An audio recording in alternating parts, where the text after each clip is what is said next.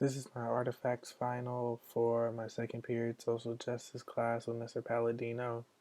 My name is Aaron Ulmer, and this class was it was really intense class, and it was tough at times to struggle with different ideas from climate change and racial justice and women's rights and all those different ideas, and it was tough at times to put these together, but through the help of my teacher and through my classmates, it became easier for me to understand, and it opened my eyes to new things, new ideas, new mindsets I could follow. The inquiry journals were pretty helpful, and it gave me space to write what I needed to write, and also helped me develop big questions that essentially at one point I was going to answer, and this final gave me the perfect opportunity to answer it. So for my equine journals, I had pulled out 5 different artifacts or quotes, and most of them are actually questions that I developed, and I'm just gonna read all 5 first, and then I'll dive deep into what I have to say about them. So my first one is a question that said, "Is why is it so hard for the government to see that there truthfully is a problem?" My second one is the Fourth Amendment stated a right of the people to be secure in the persons, houses, papers, and effects against unreasonable searches and seizures shall not be violated, and no warrants shall issue but upon probable cause, supported by oath or affirmation, in particular describing the place to be searched and the person or things to be seized. The Fourth Amendment. My third artifact is racism resembles a gun. While mean races use it to coerce or kill, kind races help keep it loaded by supporting the underlying racial concepts. Fourth artifact. Should teenagers or juveniles be allowed to be sentenced for that long? Who are the real killers? Fifth artifact. I didn't really believe that humans were the ones who should be responsible or blamed for this. Now diving into my first artifact, why is it so hard for the government to see that there truthfully is a problem? Early on in this term, in this class, we had talked about racial profiling and all the injustice situations that are occurring in different cities all over the world, coming from Ferguson and Trayvon Martin cases, Oscar Grant cases, cases in New York or Boston, excuse me. And it was heartbreaking to know that there was a problem, but it didn't seem as if anyone was doing anything about it. I knew that people were rioting all over the country, but it seemed like that wasn't really enough to come to a conclusion to see that there was really an issue going on.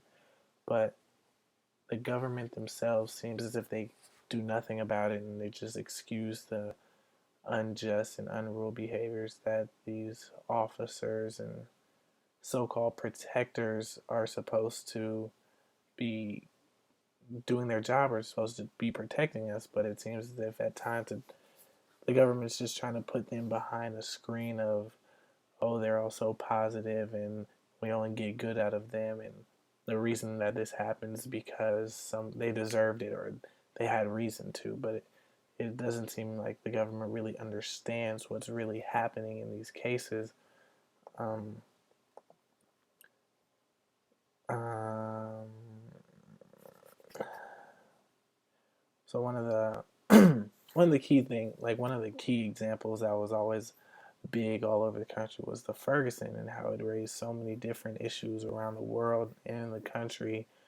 Um, Being from the Bay Area, I saw plenty of riots that happened because of Ferguson. I went to church, my own church, when I held sort of a town hall meeting discussing about young African Americans and what we can do to prevent the situations that we are in with these police officers. And in my mind, I just see like that's a problem that we should even be having this argument, or not even argument, this conversation in the first place with young African American males. It seems as if we are being put aside into our own separate category, whether or not we are doing something good or bad. It seems like stereotypes are being thrown into everything bigger than just who we really are.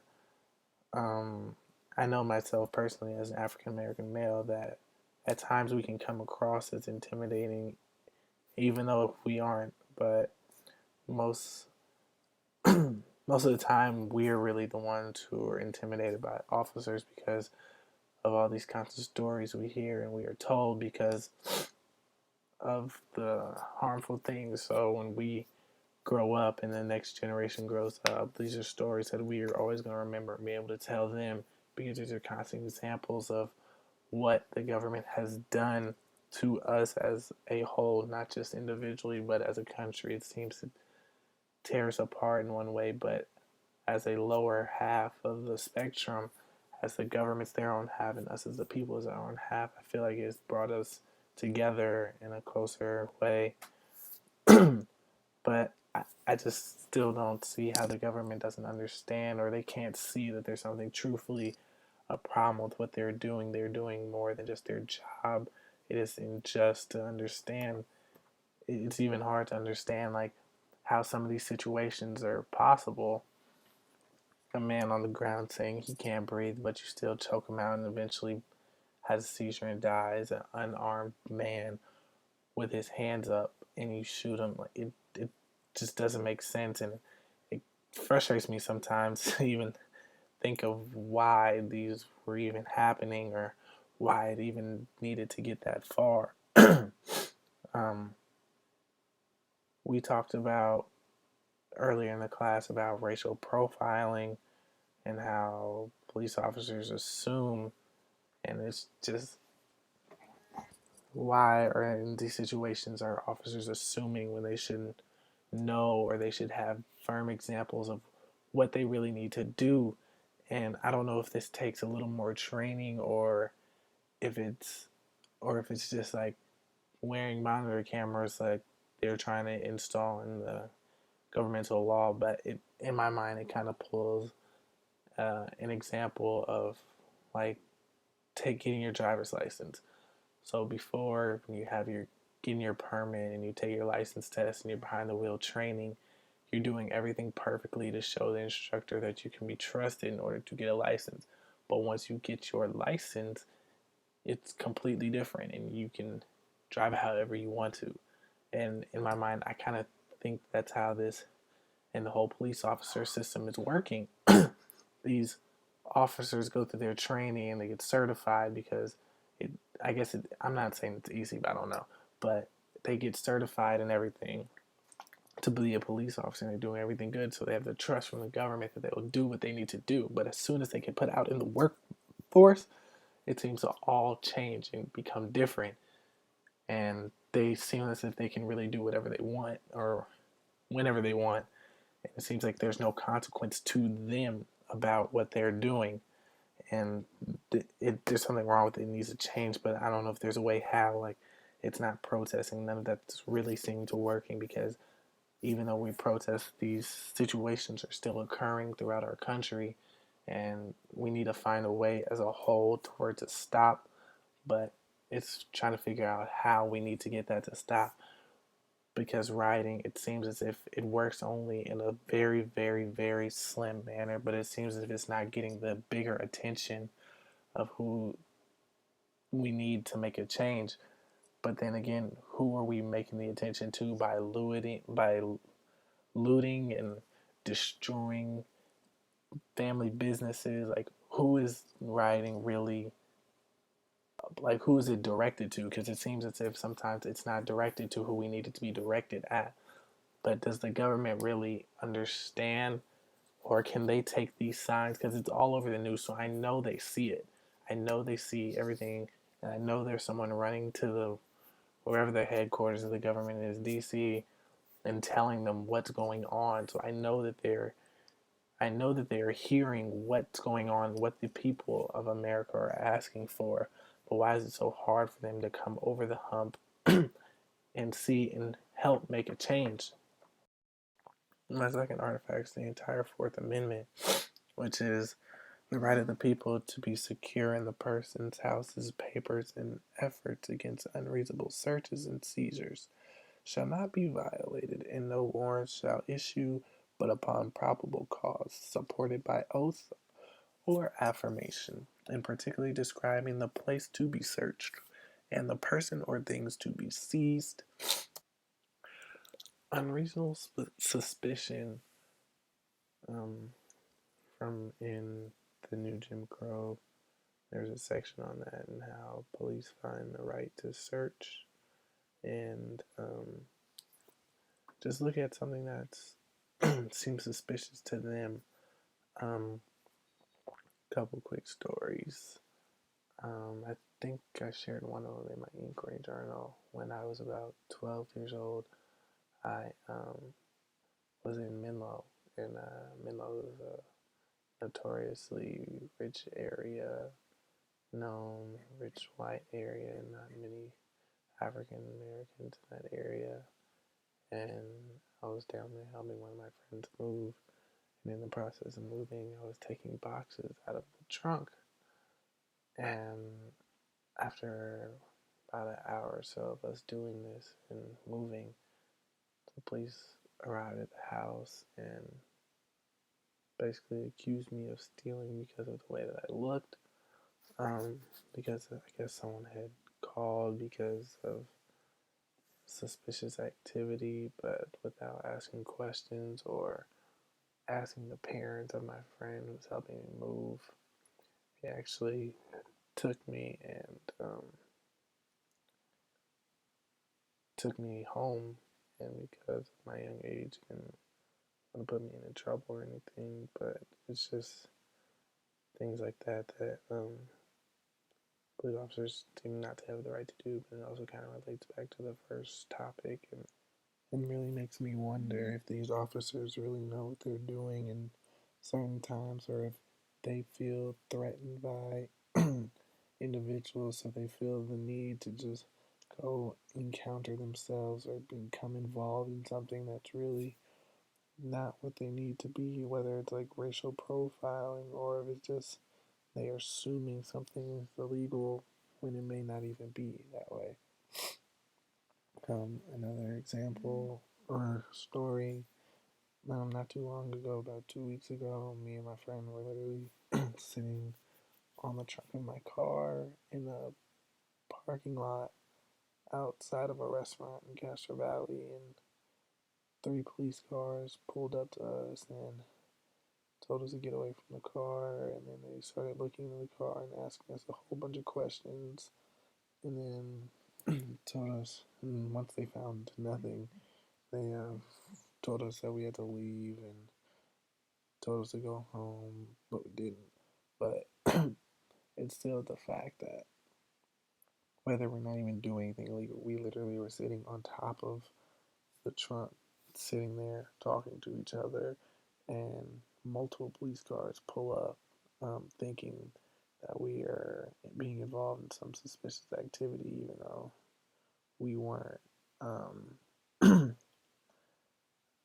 So that one it relates to the Fourth Amendment because it's taking away the right of people to be secure, being secure to themselves or whatever they're doing, because now people can't even be to themselves without officers coming to confront them or finding a way to be suspicious or and search them, and sometimes can wrongly convict people for whatever they do.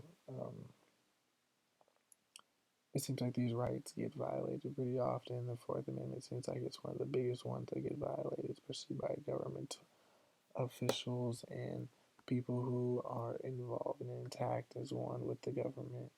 My third artifact talks about mean racism and kind racism. Mean racism being used to coerce or kill, while kind racism helps keep serenity by supporting and underlying racial concepts.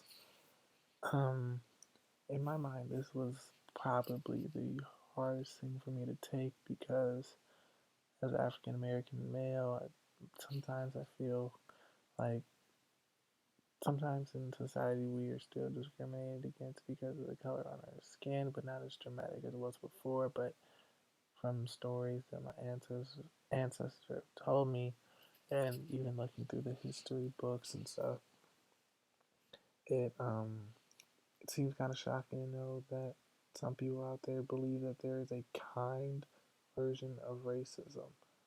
Um, to me, there isn't a kind racism or a mean racism. I just believe that there's one type of racism, and if you're racist, then you're racist. Like whether you support an underlining theme of or a concept of it, like that doesn't make you a nicer racist. It's still you believing that there is a race or even religion that is under you, or that your race or religion is better than somebody else. um, the example of it resembling a gun is actually really good because I mean, racist is one pulling the trigger, but the one behind it is keeping it loaded by supporting. But in the end, they still have the gun pointed at a specific targeted victim. And um, in class, some of the voices of the powerless prayers that we watched in the beginning dealt with racism by race, gender, ethnicity, or religion. Um, a lot of these videos showed a lot of discrimination that occurs in the world that sometimes we in America don't see because of all the tragedies and events that occur here. We don't really see what's occurring in the outside world. And it kind of just opened my eyes to see that it's more than just what I thought racism really was, but it's a greater being that sometimes tears down others. um, yeah, that's pretty much all for the third artifact I had. It's just simply in a summarized version of what I'm trying to say is that there is no kind or mean racism. Racism is simply just racism, and there's no way to really avoid it or try and make it your way around it to make it seem as if there is something positive that can come out of something like that. My fourth artifact has to do with if should teenagers or juveniles be allowed to be sentenced to basically life without parole.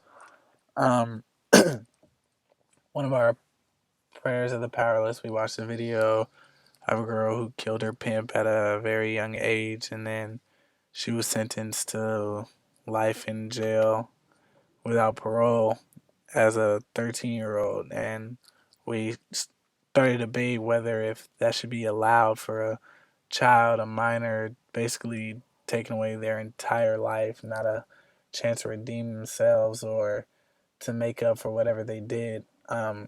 And I personally do believe that juveniles should not be sentenced to life without parole because, then again, they are juveniles, they are children.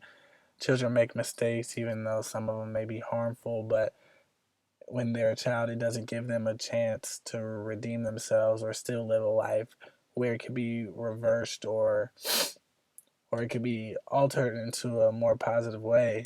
Um, Taking away a child's life at that young of an age, I see it as it could be a way of the government killing or getting rid of citizens in the country. I see they understand by protection, but is it necessary to have someone at such a young age to be incarcerated for such a long period of time?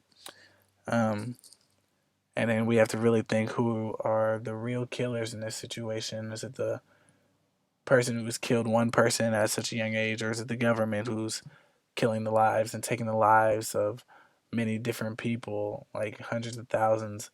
Um, and then it also relates to the death penalty. Like, is it fair for children or young adults to be put and sentenced to even the death penalty for something that they did. Um, and it just that I just can't wrap my hand around why the government would want to take away the life of someone at such a young age without the chance of getting redeemed. Only mean life without no parole. I mean there is no possible way that they're going to get out. They're going to sit in jail and die. And for a kid who's only 15 years old, they might die at age 90. So they have 85 years of their life. Okay, 75. I can't do math. 75 of their life sitting in a jail cell and having to think of not really even knowing what life is. Um, so in conclusion, I believe that children and teenagers and juveniles should not be sentenced to life without parole. I think it's unfair and unjust for something like that to occur and for the government to allow that to happen. My last artifact has to do with climate change. And when we first started talking about climate change, I didn't really believe that humans were the ones who should be responsible or blamed for this act. And throughout the course and through the time we talked about it and the Peace and Justice Week, learning more and more about climate change, I started noticing the things that humans do to contribute to it. Um, it's a in my mind it's a small fraction that humans are responsible for, but a large fraction that the humans can make a difference from, or can make a difference about for future generations. I feel like climate change it's has been built up from hundreds thousands of years ago, and then it's just starting to make a dramatic effect now, and we're starting to blame humans and the things that they've done to cause this to happen. But then some people do believe that it can instantly be changed in a year, but it's not. And it's going to have to take 25, 30, 45, 50 years in order for actual change to occur. Um, but I think humans can play a role in helping this for future generations, because and I feel like humans they don't think that it's important because they're not going to visibly see the change occur. So a lot of people believe, what's the point of me helping a cause that I'm not going to see the results to? It's kind of like just doing something for someone else. It's hard for humans because it's just the way we are, that we can't do something to see a result and get the pleasure of seeing someone else happy from it, because we this is how we are. And then I didn't think that it was possible that humans can do all this, but then, like I said, the from researching and hearing speeches and debates in our class, Ray and David and Jane, Ron, Ruby, um, they really helped open my eyes to seeing another side of what's really going on in our world. And it caused me to personally sit back and think about, what am I doing to help? What am I doing not to help? Um, and I thought it would be part of my responsibility to help take action, recycle more, carpool a lot more. Um, Sometimes I even take BART and bus sometimes. But it's just little things like that that each individual can do that will help make change a bigger cause. Like I've always been told, even through basketball reference, it's the little things that make the big things, and the little things like that, carpooling, recycling, can add up together and make a bigger change. So I think that humans in some sort can be blamed for new technology and innovation and trying to change the world in a different way, but then I also think they have more of a responsibility to help stop climate change, lower global warming, and make a difference. So this concludes my 5 artifact final for my second period social justice class for Mr. Palladino.